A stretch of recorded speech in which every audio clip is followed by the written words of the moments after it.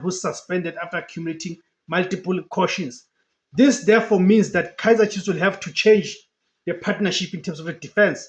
They are likely to use Kwinika and Given Msimango.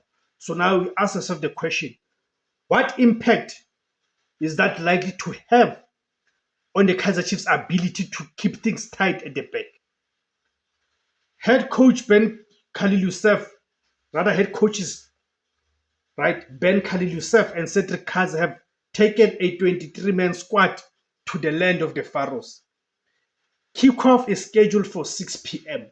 on Valentine's Day, Saturday, the 14th of February 2026, as the Suez Canal Authority Stadium in Ismailia, right? The match will be played at the Suez Canal Authority Stadium in Ismailia. So, guys, go to your comment section and give me your predictions. What are your predictions for this match, and how do you think